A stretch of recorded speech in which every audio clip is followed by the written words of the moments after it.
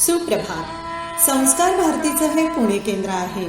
आज मंगळवार 3 नोव्हेंबर 2020 म्हणजे भारतीय सौर 12 शार्वरी संवत्सर शालिवाहन शके 1942 अश्विन महिना कृष्ण पक्ष तृतीया तिथी. आजचा विचार: गुरु तोच श्रेष्ठ ज्याच्या उपदेशामुळे कोणाचे तरी चरित्र सुधारते. यानंतर ऐकूया चिंतन. सादरकर्त्या अश्विनी कुलकर्णी. कधी कधी कोणावर अवलंबून राहण्यापेक्षा स्वतःचे निर्णय स्वतःच घ्यावे. बरोबर ठरला तर जिंकल्याचा आनंद मिळतो आणि चुकला तर अनुभव मिळतो. श्रोते हो, आज आपण ऐकणार आहोत प्राचीन कलेचे वैभव. भारताचा सांस्कृतिक विस्तार प्राकृतिक आणि राजकीय सीमांच्या पलीकडे सर्वदूर पसरलेला आहे. भारतीय उपखंडाच्या पलीकडे दूरदूरच्या प्रांतात, देशांमध्ये भारतीय संस्कृतीचा प्रभाव आणि तिच्या पाऊलखुणा सहज जाणवाव्या इतक्या स्पष्ट आहेत. मध्ययुगीन कालखंडात तर भारतीय संस्कृतीने जणू अवघे विश्वच आपल्या कवेत घेतले असावे असे वाटते. हे सिद्ध करणारी अनेक उदाहरणे सांगता येतील. भूमध्य समुद्रापासून ते दक्षिण चीन समुद्रापर्यंत, हिंदी महासागरापासून ते आर्क्टिक समुद्रापर्यंत, युरोप, मध्य आशिया, आग्नेय आशिया, चीन, जपान आदी सर्वच ठिकाणी हा सांस्कृतिक प्रभाव दिसून येतो. प्रथा आणि परंपरा, साहित्य, भाषा, लिपी, लोककथा, समजुती इत्यादी बाबतीत अनेक संदर्भ इतके भारतीय आहेत की या योगायोगाचे आश्चर्य वाटावे. या विस्ताराबद्दल महत्त्वाची बाब म्हणजे हा प्रसार कोणत्याही भारतीयाने शस्त्रांच्या बळावर कधीही केला नाही.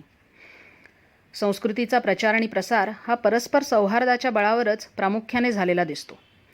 साम्राज्य विस्तारासाठी कोणत्याही भारतीय राजाने दुसऱ्या संस्कृतीवर, राज्यावर कधीही आक्रमण केलेले नाही. प्राचीन काळापासून मध्ययुगीन काळापर्यंत अनेक भारतीय व्यापाराच्या निमित्ताने विश्वसंचार करीत होते. त्यांनी आपल्याबरोबर येथील ज्ञान तसेच वैचारिक समृद्धी प्रत्येक ठिकाणी नेली आणि रुजवली. याचीच प्रतीके रूढी, प्रथा, परंपरा आणि देवदेवतांच्या रूपात आपल्याला आजही पाहायला मिळतात.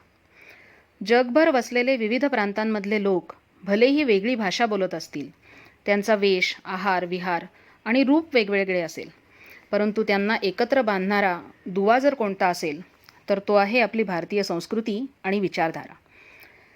आधी म्हटल्याप्रमाणे या विविध संस्कृतींचे भारतीय संस्कृतीशी साधर्म्य दर्शवणारी जी प्रतीके आहेत त्यातील सर्वात रंजक आणि तरीही गूढ प्रतीक म्हणजे देवता, त्यांचा उगम आणि विकास.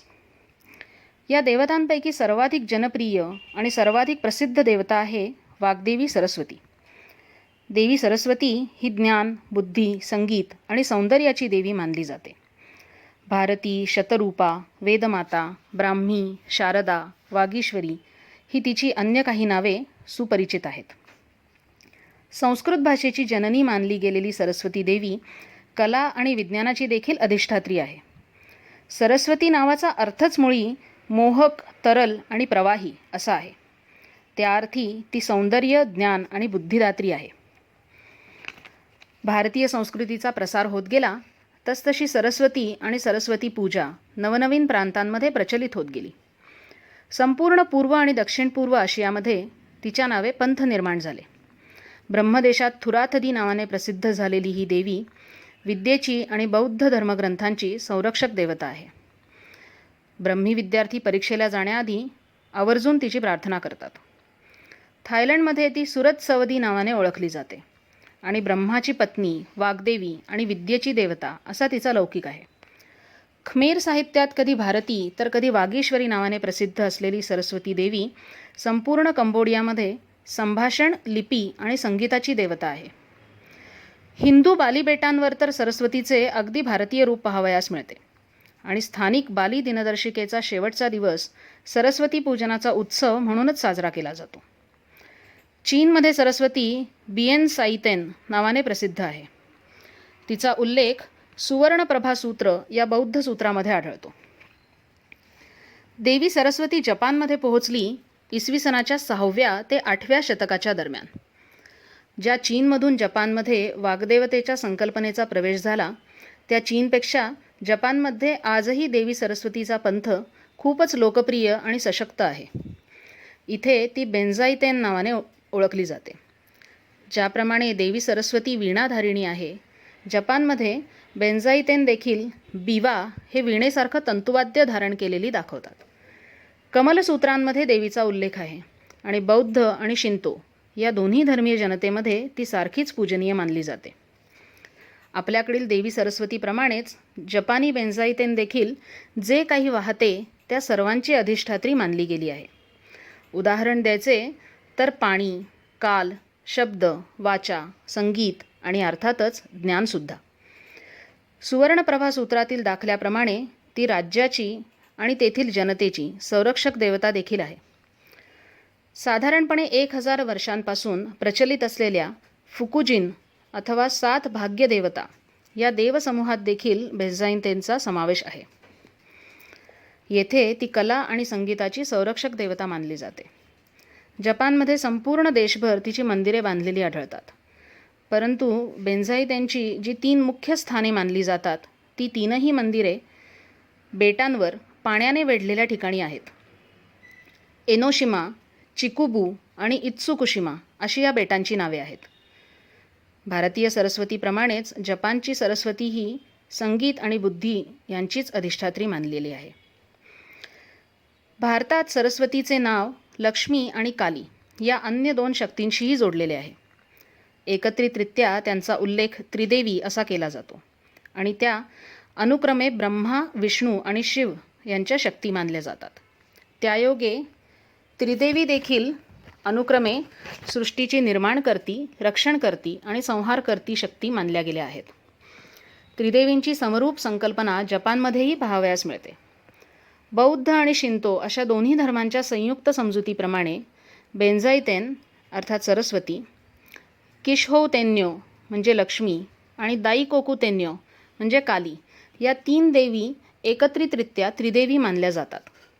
यापैकी दाईकोकू तेन्यो हे जपानी शिवाचे स्त्रीरूप आहे. परंतु किशहो तेन्यो म्हणजे लक्ष्मी बेंझाईतेनप्रमाणे 7 भाग्यदेवतांपैकी एक आहे. ती सुख, समाधान आणि सौंदर्य यांची देवी असून तिचा उल्लेख मातृदेवता म्हणूनही केला जातो. तिची प्रतिमा नेहमीच चिंतामणी रत्न धारण केलेली दर्शवतात. चिंतामणी रत्न हे इच्छापूर्ती करणारे तसेच समृद्धी, ऐश्वर्य देणारे समजले जाते आणि चिंतामणीचा लक्ष्मीशी असणारा संबंध काही योगायोग नाही. आणखीन एक रंजक गोष्ट म्हणजे किशहो तेन्यो अर्थात जपानी लक्ष्मी आणि तिच्या हातातील रत्न यांचे एकत्रित प्रतीक षटकोनाने दाखवले जाते. शक्तीशी संबंधित यंत्र या भारतीय संकल्पनेचा याच्याशी फार जवळचा संबंध असावा. थोडक्यात भारतीय संस्कृती भौगोलिक सीमा ओलांडून दूरवरच्या जपानमध्ये सुद्धा खोलवर रुजलेली आहे. त्याचा आविष्कार आपल्याला तेथील शक्तीच्या संकल्पनेमध्ये, देवीच्या भारत आणि जपानमधील देवींच्या विविध रूपांमध्ये असलेल्या साधर्म्यामध्ये पाहायला मिळतो. बृहत्तर भारताला एकत्र बांधणारे हे सुंदर सूत्र देवीशिवाय अन्य कोणत्या रूपात इतके लोभस दिसले असते? बृहत्तर भारतातील शक्तीच्या अन्य एका रूपाचा शोध घेऊया पुढील भागात. तोपर्यंत मी शलाका गोटखिंडीकर आपला निरोप घेते. नमस्कार.